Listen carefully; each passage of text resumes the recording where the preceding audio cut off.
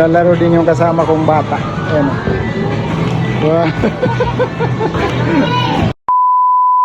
Walang malikot doon ha. Jared. Walang malikot doon ha. Tingin mo na kay Papa. Walang malikot doon ha. Obo.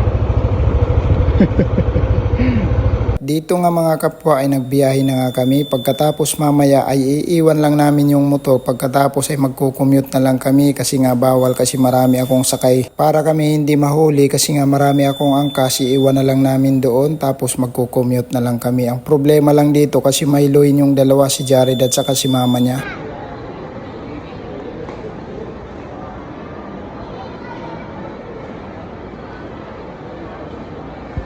Nahilo ka sa sasakyan?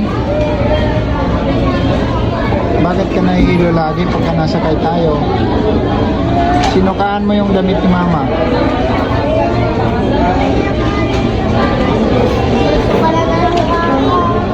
Ano daw? Mamaya mo na ilabas yan doon na sa bahay para hindi magkalat dito kasi kakain tayo. Hindi si mama na order, si mama doon.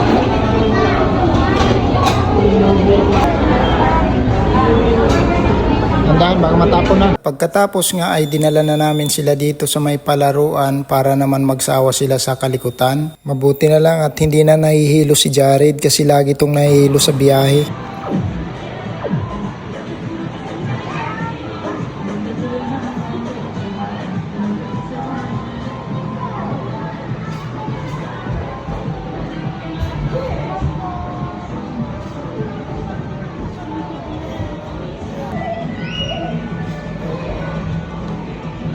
Dali, akin na, dali.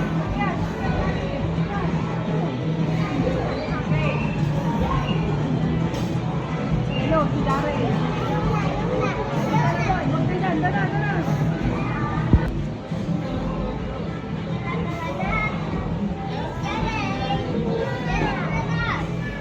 Di maka...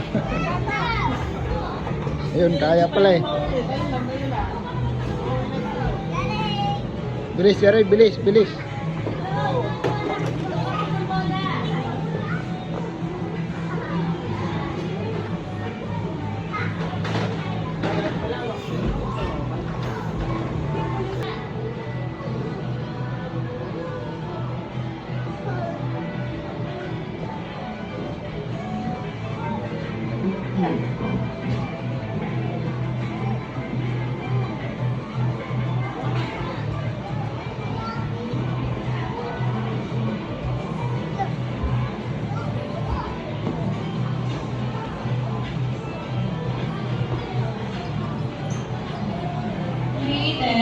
Hayden, time na po.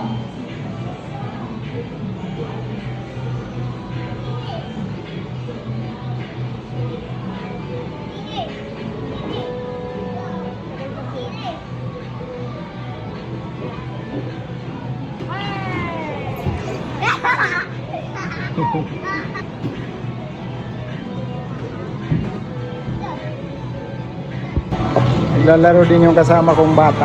Ayan. Wow. Nag-enjoy ka, nag-enjoy yung bata oh. Dito nga ay pauwi na nga kami kaso ang lakas ng ulan. Wala tayong masakyan, nababasa tayo sa motor. Ano? Dito na lang tayo. Dito na lang tayo. Bakit? Wala kasi tayong bubong. Ay, manlili na. Walang bubong yung sasakyan natin.